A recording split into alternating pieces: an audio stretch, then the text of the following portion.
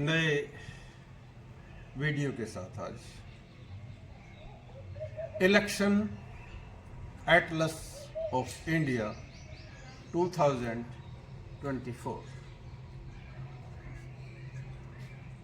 जो इलेक्शन आगे बढ़ रहा है, डायनेमिक्स और and forces of election are working intensively. Democracy में बहुत सारे फंक्शंस काम करते हैं, लेकिन सबसे बड़ा काम इलेक्शन होता है। People elect their government to govern them। बहुत बड़े संघर्ष के बाद ह्यूमन लिबर्टीज आई और ह्यूमन लिबर्टीज में स्वयं की सरकार, जिसे हम कहेंगे सेल्फ गवर्नेंस, वो वोटिंग के थ्रू चुनाव प्रक्रिया के माध्यम से सरकारें अगर चुनी जाती हैं तो उसे हम डेमोक्रेसी का एक बहुत बड़ा ऑर्गन मानेंगे। यद्यपि हमने बहुत सारे चुनाव देखे आजादी के बाद, लेकिन हर चुनाव अलग होता है। इस बार के चुनाव में कुछ नई बातें देखने को मिली हैं और उसमें सबसे बड़ा एक फैक्टर जो निकल के आया है वो है सोशल मीडिया। सोशल मीडिया ने एक क्रांति पैदा कर दी। हर राजनेता अब बहुत सूझबूझ कर स्टेटमेंट देता है, क्योंकि एक वायरल वीडियो सारी मेहनत पर पानी फेर सकता है। In continuation of the first video, I am expanding the things, how the behavior of election is going, means what is the trend of election this time. If you say on the map from north, that is from Kashmir, Punjab, Haryana and Delhi, including Himachal Pradesh. This belt is very important, and there is a very loose hook in this region, particularly for the government in power today. Jammu Kashmir में धारा 370 का असर थोड़ा सा raise और opposition leaders में मुफ्ती मोहम्मद सैयद, फारूक अब्दुल्ला, जो prominent leaders हैं, उनका वर्चस्व जम्मू एंड कश्मीर में अभी भी मौजूद है। जहां तक पंजाब की बात है, आम आदमी पार्टी की सरकार है और आम आदमी पार्टी के सबसे बड़े नेता, जो कल जेल से छूटकर आए हैं, हो सकता है सहानुभूति भी मिल जाए, साथ में किसान आंदोलन। अकाली दल और बीजेपी इकट्ठे नहीं लड़ रहे हैं, इसलिए सत्ताधारी पार्टी को यहां पर नुकसान होना निश्चित है। जहां तक हरियाणा की बात है, हरा हरियाणा, हरियाणा में किसान आंदोलन चरम पे था और जीटी रोड के ऊपर विशेष तौर से किसान अब भी आंदोलन में जुटे हुए हैं।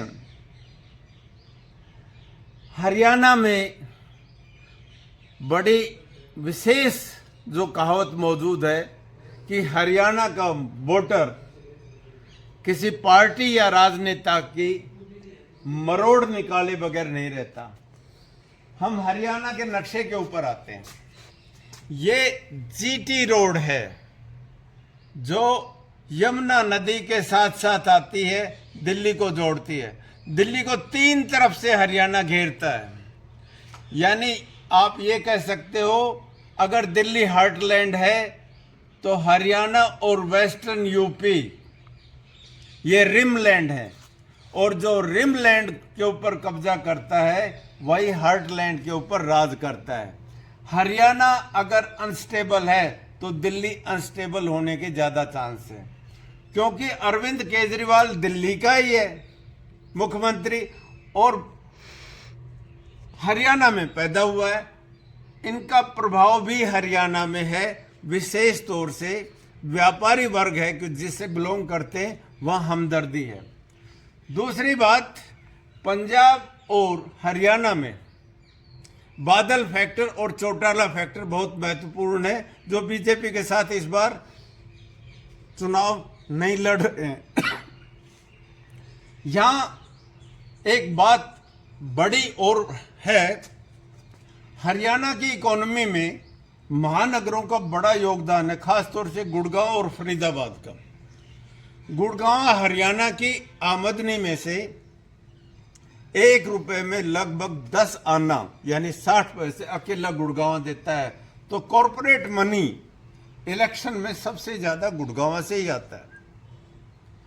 दूसरा जो बेल्ट है, जिसको हम बागड़ की बेल्ट कहते हैं, भिवानी, चरखी दादरी, रेवाड़ी, ये जो क्षेत्र है ये पॉलिटिकली बहुत कॉन्शियस है।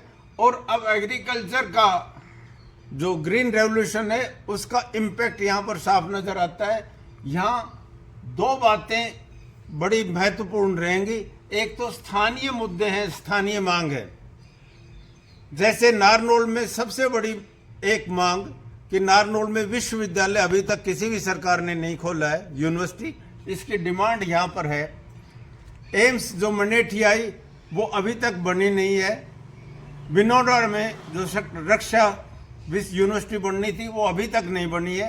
ये मुद्दे उठते हैं, लेकिन सबसे बड़ा मुद्दा है वो इस सारे के सारे ग्रीन जोन में वो है किसान आंदोलन का असर। इसका मतलब यहां पर भी सरकार कठिनाई में है और दिल्ली में कोई भी सीट सुरक्षित नहीं कह सकते बीजेपी के लिए। हरियाणा में पिछले बार 10 में से 10 आई थी, इस बार माहौल कहीं उल्टा ना हो जाए। ये बेल्ट करने के बाद आप यूपी, बिहार और बंगाल, 3 ये बेल्ट ऐसी है जिसको आंदोलन की बेल्ट भी कहते हैं। गांधी मैदान बिहार का और रामलीला मैदान दिल्ली का, ये 2 बड़े मैदान ऐसे हैं जो प्रतिबिंब बनाते हैं आगे के चुनाव में। उत्तर प्रदेश की अगर कन्नौज की रैली देखें कल की, जिसमें अपार भीड़ नजर आई थी, इसका मतलब इस बार यूपी का मूड अलग है। यूपी जो लगभग 80 के आसपास एमपी देता है और उसमें पिछले बार बहुत बड़ी बढ़त ली थी बीजेपी ने, वहां पर जातीय समीकरण बदले हैं, राजपूत नाराज हैं।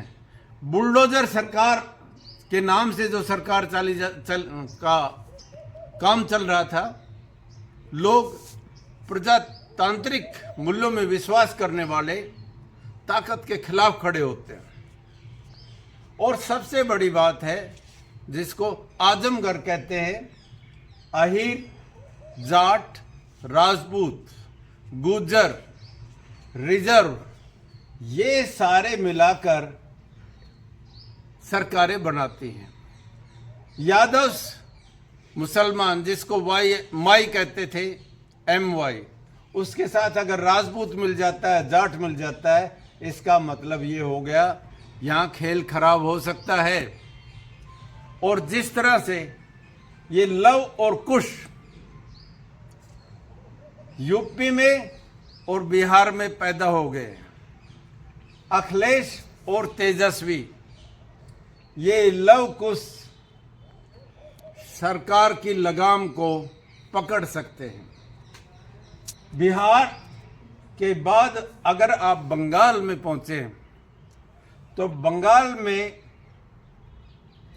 बंगाल की शेरनी के नाम से ममता बनर्जी ने सबसे ज्यादा बंगाल की अस्मिता को जगाने की कोशिश की है।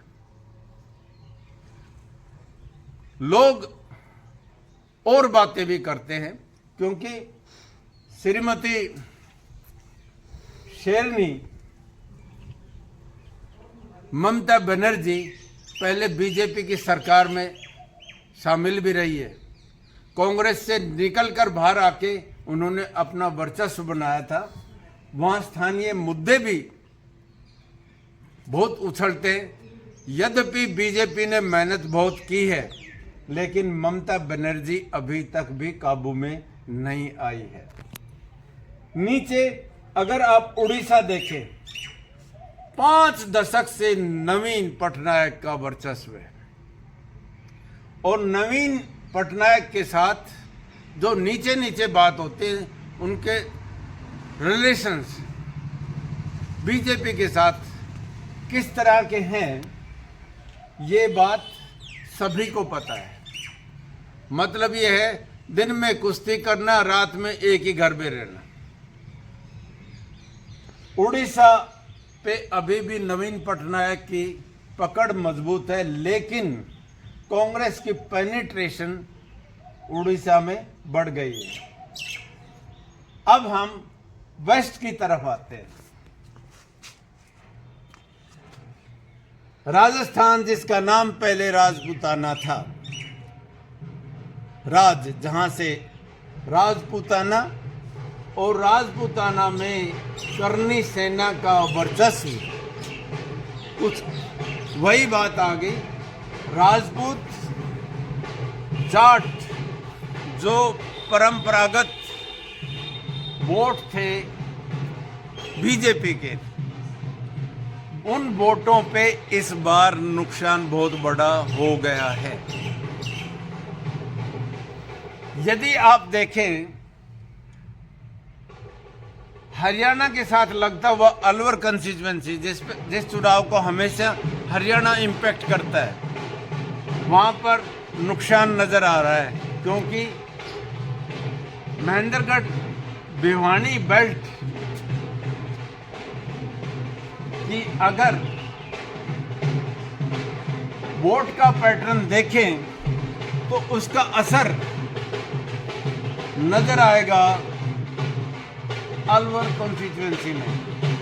राजस्थान में शेखावटी रीजन, जहां बहुत सारे कोचिंग सेंटर्स हैं, और यहां से एक बहुत बड़ी संख्या में विद्यार्थी फोर्सेस में रिक्रूट होते हैं। And Agniveer is a factor this time.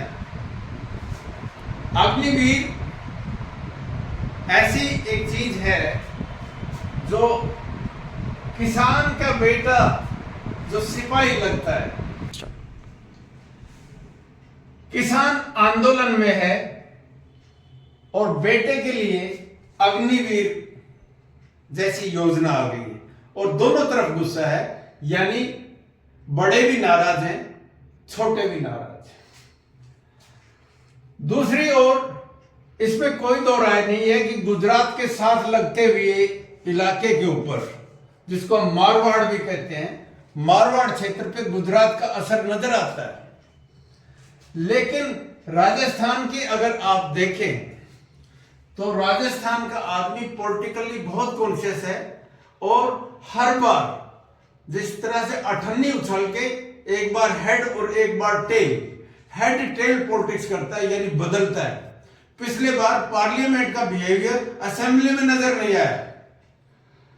Rajasthan में निश्चित रूप से जो 3-4 फोर्सेस प्रभावित करेंगे चुनाव में, उनमें एक किसान आंदोलन, दूसरा रिक्रूटमेंट प्रोसेस, अनएम्प्लॉयमेंट, तीसरा जो पिछली सरकार की चलती हुई स्कीम, वेलफेयर स्कीम्स थी, उनका कमजोर हो जाना, और सबसे बड़ा जो फैक्टर है वो अभी तक राजस्थान के पूरे क्षेत्र में लगभग पानी की कमी का इंतजाम ठीक नहीं होना मुद्दा बनेगा। सीधे सीधे बात है, सतलुज यमुना कैनाल का पानी राजस्थान में नहीं आता, जबकि जैसलमेर की पेट्रोकेमिकल्स यानी हाइड्रोकार्बन यानी जमीन से निकला हुआ तेल बठिंडा की रिफाइनरी में साफ होता है। ये फैक्टर राजस्थान के चुनाव को प्रभावित करेंगे। पिछले बार 25 सीट थी, कम से कम आधा नुकसान हो चुका, चुनाव हो चुका है, लोगों का बिहेवियर पता लगता है। कम से कम सैकड़ों लोगों से बात करने के बाद इस निष्कर्ष पर सीधे सीधे पहुंचा जा सकता है कि राजस्थान में कम से कम आधा नुकसान हो चुका, ज्यादा भी हो सकता है। मध्य प्रदेश, छत्तीसगढ़, मध्य प्रदेश को हार्ट ऑफ इंडिया कहते हैं, देश का दिल है। ये बेल्ट जिसको आप cow belt, Hindi belt, Hindu belt और बिगड़े हुए जो बोल हैं वो इसको मैन्योर बेल्ट भी कहते हैं। यानी ये क्षेत्र है, ये क्षेत्र बहुत ही ज्यादा सेंसिटिव और इमोशनल फैक्टर्स के ऊपर काम करता है। इसमें कोई दो राय नहीं, चुनाव के बिल्कुल पहले बीजेपी सरकार ने राजस्थान का सीएम बदल दिया, भजनलाल शर्मा बना दिया। मध्य प्रदेश का सीएम बदल दिया, मोहन यादव बना दिया। हरियाणा का सीएम मनोहर लाल खट्टर बदल दिया। यानी जब युद्ध शुरू हुआ तो सेनापति बदल दिया। कई बार काम भी कर जाता है सेनापति, लेकिन आम आदमी से हमने बात की, भजनलाल शर्मा का नाम साथ वाले स्टेट के आम मतदाता को भी नहीं पता है। मोहन यादव को यद्यपि सीएम बनाया, लेकिन यादव कैंडिडेट्स को तो टिकट ही नहीं दी। गुना का यादव है, वही नाराज है जिसने पिछले बार सिंधिया को हरा दिया था। बिहार में और राजस्थान में अंदर खाते जो राजनीति होती है, यानी पार्टी इन पार्टी, यहां शिवराज चौहान और यहां सिंधिया दोनों मुख्यमंत्री रहे हैं। ये बहुत बड़े महापुरुष और भले आदमी हो या नहीं हो, लेकिन पार्टी के अंदर खाते इनकी एक पकड़ है और ये स्विंग करवा सकते हैं अपने इधर से उधर वोटों का, क्योंकि ये बहुत ज्यादा पार्टिसिपेट नहीं कर रहे हैं चुनाव में, सिर्फ अपने अपने क्षेत्र में लगे हैं, ये विदिशा में लगे हुए हैं। अगर आप महाराष्ट्र के को देखें, महाराष्ट्र का पिछला चुनाव बीजेपी ने शिवसेना के साथ मिलकर लड़ा था और बहुत बड़ी जीत ली थी। इस बार बीजेपी ने शिवसेना के ही टुकड़े कर दिए। नकली शिवसेना, असली शिवसेना, इस तरह से अजीत पवार को अपने साथ भी रखा हुआ है। डिप्टी सीएम भी एक्सेप्ट कर लिया। पवार के बारे में कुछ हल्के शब्द बोले गए जो महाराष्ट्र के मराठा मानव को चुभे हैं। इसके अलावा यहां पे भी मराठा अस्मिता, एंटिटी ऑफ मराठा के लिए चुनाव का जो मेन मुद्दा बनाने की कोशिश की जा रही है। उद्धव ठाकरे की जो नीचे पकड़, ग्रिप कमजोर हो गई थी, वो दोबारा से अपनी पकड़ बना ली है। अगर समीक्षक की राय जाने और 48 सीट्स में से अगर 2/3 यानी लगभग 2/3 हिस्सा सीट्स का इधर से उधर महाराष्ट्र में होता नजर आ रहा है, इसका मतलब हालात बदलने की तरफ हो गए। अगर आप तेलंगाना में जाएं, पहले पुराना जो प्रेसिडेंसी थी, मद्रास प्रेसिडेंसी जिसको कहते थे, वो आज भी किसी ना किसी तरह से एक विशेष लिंगुआ फ्रैंका या द्रविडियन स्टेट्स जिनको हम कहेंगे, डेक्कन प्लेटो का बिहेवियर जनरली प्लेन से अलग होता है। लेकिन इस बार तमिलनाडु से लेकर और नागपुर तक ये पूरा का पूरा क्षेत्र, of course there are regional variations, there are prominent regional leaders. यहां स्टालिन ने अपनी पकड़ मजबूत कर ली है। कर्नाटक में के जो दो हिस्से आप कर सकते हैं, एक हम कहेंगे कर्नाटक जो बंबईया की तरफ है, दूसरा आप ये कहेंगे हैदराबाद की तरफ है। लेकिन कर्नाटक में पिछले बार बीजेपी को बहुत अच्छी बढ़त मिल गई थी, बहुत बड़ा शेयर मिल गया था परसेंटेज ऑफ वोट और सीट्स में। इस बार क्योंकि कर्नाटक हाथ से निकल चुकी, वहां कांग्रेस की सरकार है, तो नुकसान होना निश्चित है। तेलंगाना में वही फैक्टर आते हैं, तेलंगाना में और आंध्र प्रदेश में वहां की लोकल लीडरशिप एक हिस्सा लेगी, इसमें कोई दो राय नहीं है।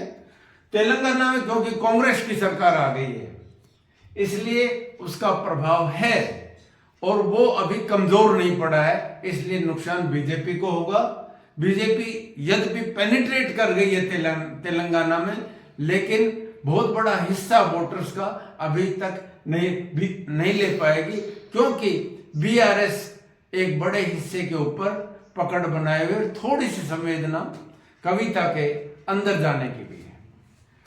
आंध्र प्रदेश का बिहेवियर लगभग इसी तरह से, और चंद्रबाबू नायडू का फैक्टर इस बार काम करेगा। कांग्रेस अपना हिस्सा भी लेगी, क्योंकि स्टेट का और पार्लियामेंट का चुनाव एक साथ है, इसलिए लोकल मुद्दे यहां पर सबसे बड़े बने रहेंगे। अभी तक आंध्र प्रदेश की अपनी राजधानी नहीं बनी है। बहुत बड़े काम जैसे हैदराबाद आईआईटी का एक हब बन गया है, आंध्र प्रदेश में ऐसा कोई बहुत बड़ा शहर नहीं है जो ग्रोथ इंजन का काम करे। ये फैक्टर्स काम करेंगे। केरला में अगर आप देखें, वहां अभी भी लेफ्ट है, राइट वाई नहीं है। जैसे कीप टू द लेफ्ट है, उसी तरह Kerala is always keeping left. यहां पर भी बीजेपी का कमल पैदा नहीं हुआ है। और अगर आप देखें तो बहुत बड़े जो नेता, क्षेत्रीय नेता हैं, वो प्रभाव डाल रहे हैं। यहां फारूक अब्दुल्ला अपना प्रभाव रखता है। मुफ्ती मोहम्मद सैयद की बेटी महबूब सैयद, वो भी अपना प्रभाव रखते हैं। बादल का परिवार पंजाब में प्रभाव रखता है।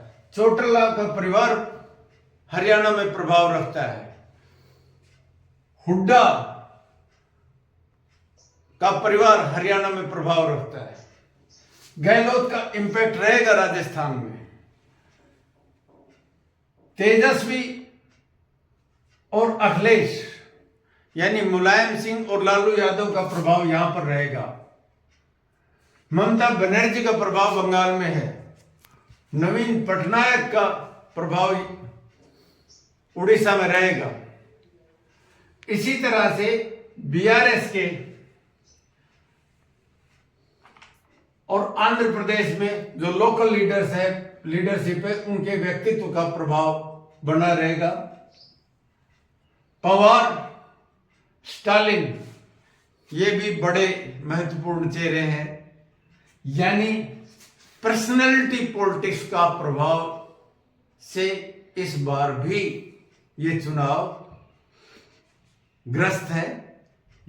इसका मतलब ये हुआ सीधा सीधा कि लार्जर देन लाइफ जो आदमी हैं एक पार्टी में, उनका प्रभाव आंतरिक राजनीति में रहेगा।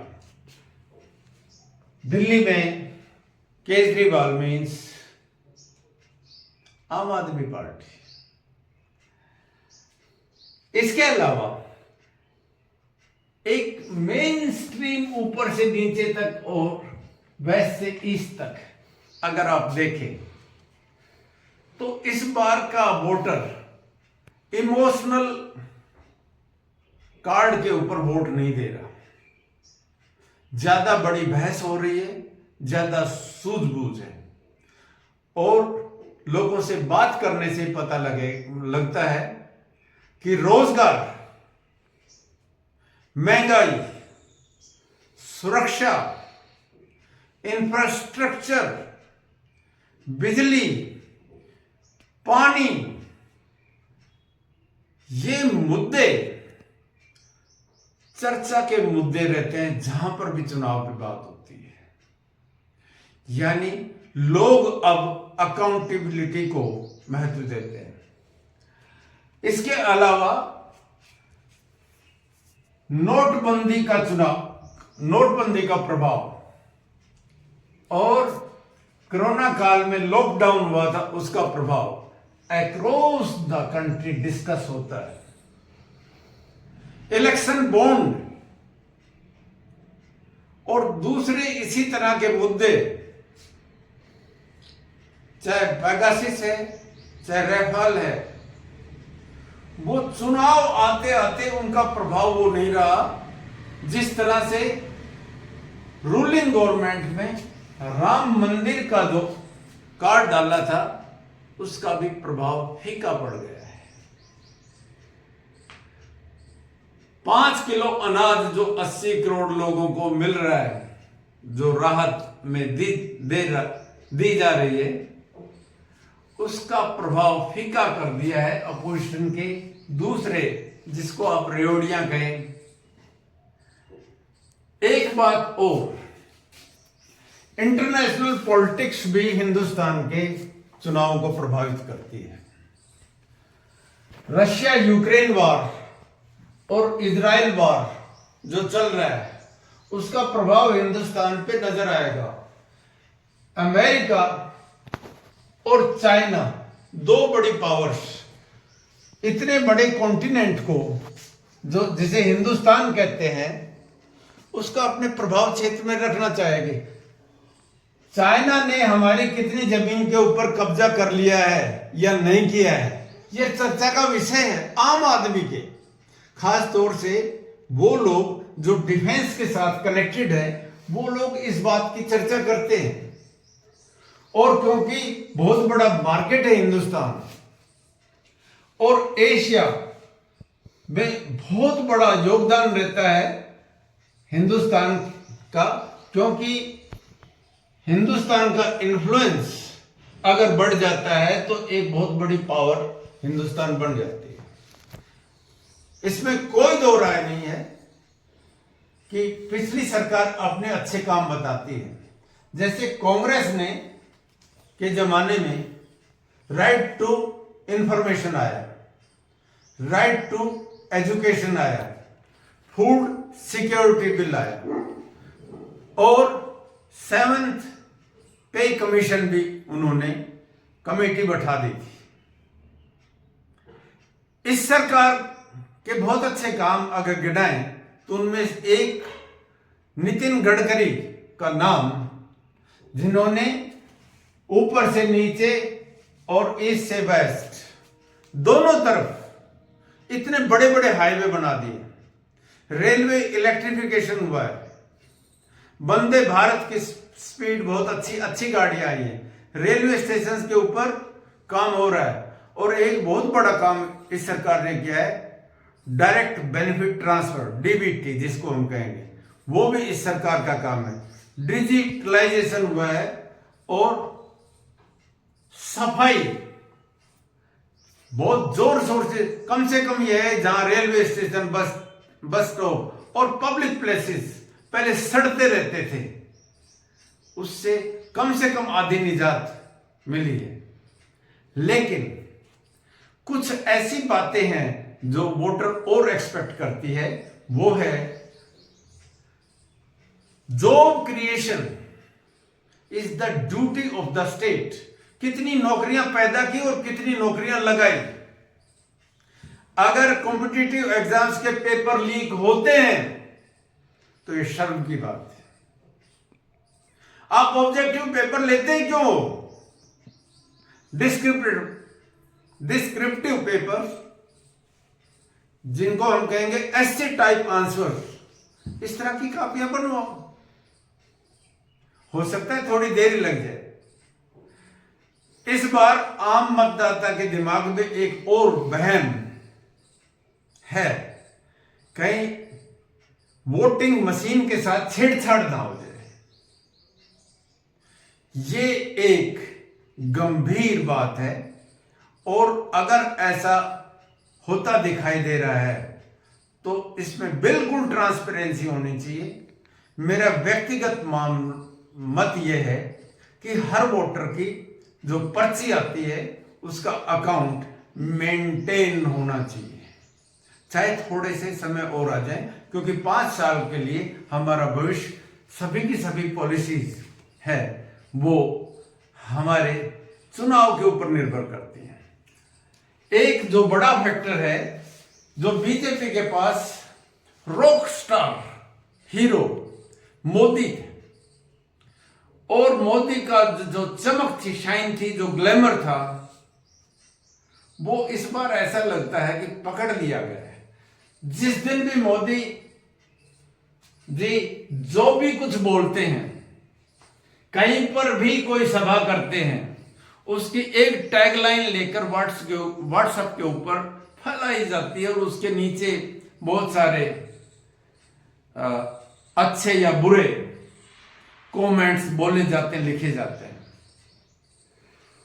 मैं श्रोताओं को एक बात जरूर कहना चाहता हूं, पॉलिटिकल पार्टीज और हमारे बड़े नेता हैं, उनके बारे में अच्छे शब्द आप नहीं लिख सकते तो बुरे शब्द भी ना लिखें। फूहड़ भाषा का प्रयोग नहीं करें, शालीनता का परिचय दें। इलेक्शन बहुत बड़ा पर्व है। चुनाव हमको इस तरह से लड़ना चाहिए जैसे हमारे बच्चों की शादियां होती हैं, और बच्चों की शादियों में हर आदमी की ड्यूटी होती है कि अपनी जिम्मेवारी निभाए, अपना काम करे, पीसफुली जाए और एंजॉय करे। तो आइजवाल डिब्रूगढ़ से ले होते हुए कलकत्ता तक पता नहीं रूलिंग पार्टी चुनाव में उदासीन है। यह पूरा क्षेत्र लगभग 25 सीटें देता है, जो सरकार बनाने में अपना योगदान, महत्वपूर्ण योगदान देता है। ओवरऑल अगर हिंदुस्तान का नक्शा देखें तो सेंट्रल इंडिया में विशेष तौर से caste will be the biggest factor. North India में अगर आप देखें, किसान आंदोलन और Kejriwal will be the biggest factor. South को अगर देखें तो रीजनल पार्टीज का सेंटिमेंट है वो सबसे इंपॉर्टेंट रहेगा, महत्वपूर्ण रहेगा। आलम यह है देश का, इस बार टक्कर का मुकाबला है और इस मुकाबले में एक बात निश्चित है कि बहुत पूर्ण बहुमत की ताकतवर सरकार नहीं बनने जा रही। और बहुत विचारक ऐसे कहते भी हैं कि मजबूत सरकार की बजाय मजबूर सरकार ज्यादा अच्छा काम करती है। जिस तरह से पीवी नरसिम्हा राव की सरकार बनी थी और चली थी, इस बार का चुनाव हो सकता है उसी तरह का चुनाव बन जाए। पार्टी के अंदर भी बड़े बदलाव होने जा रहे हैं, क्योंकि चुनाव में एक पार्टी से दूसरी पार्टी की तरफ कुछ नेता अपना आगे का भविष्य देखकर, कैरियर देखकर, जो कैरियर पॉलिटिक्स करते हैं, वो छलांग लगा जाएंगे, कूद जाएंगे। त्रिशूल में, फिल्म में संजीव कुमार एक डायलॉग बोलता है, जब समुद्र में जहाज डूबता है तो चूहे सबसे पहले छलांग मारते हैं। अब देखते हैं कितने चूहे इधर से उधर जाते हैं। और संजीव कुमार बाद में यह कहता है, मैं वो डूबने वाला जहाज नहीं हूं। वो हमारे सरकार के प्रतिनिधि भी कह रहे हैं। आखिर में आप लोगों को मैं एक बात विनम्र निवेदन के साथ कहना चाहूंगा कि शिकायत बहुत सारी है। पढ़े लिखे, शिक्षित, लिटरेट सब नेटिजन्स और सिटीजन्स बहस बहुत करते हैं, लेकिन वोटिंग के दिन वोट डालने नहीं जाते। आप वोट डालने जरूर जाना है। आप की वोट निर्णायक हो सकती है। और इस खूबसूरत देश को आगे बढ़ाने के लिए, जिसके लिए हम ये कहते हैं अरुणीय मधुमेह देश हमारा, जहां पहुंच अनजान क्षितिज को मिलता एक किनारा, अरुणीय मधुमेह देश हमारा, इस देश को फिर से वही स्थान जो हमारे प्राचीन समय में था, वो तभी मिल सकता है जब वेस्टर्न डेमोक्रेसीज के टक्कर में हिंदुस्तान आगे बढ़े। हो सकता है हमारे पास चाइना के मुकाबले में स्काई स्क्रैपर नहीं है, तेज रेलगाड़ियां नहीं है, हो सकता है और सुविधाएं नहीं है, लेकिन एक सबसे बड़ी जो हमारे पास ताकत है, वो हमारे पास सिविल राइट्स है, बोलने का अधिकार है, संपत्ति का अधिकार है, राइट टू ट्रेवल है, हमारा सुरक्षा का अधिकार है, हमारा न्याय व्यवस्था हमारे ठीक है। ये पिलर्स हैं, इनको खास तौर से मैं एक वर्ग को जरूर इसमें पिन पॉइंट करना चाहूंगा, जो जर्नलिज्म के साथ जुड़े हुए हैं। वो लोग अपने आप को अधिक अनुशासित रखें, वो ढोलकिए और डफली वाले का काम नहीं करे, वो जैसा है वैसा दिखाएं। Let truth prevail. सत्यमेव जयते, सत्यमेव जयते, सत्यमेव जयते।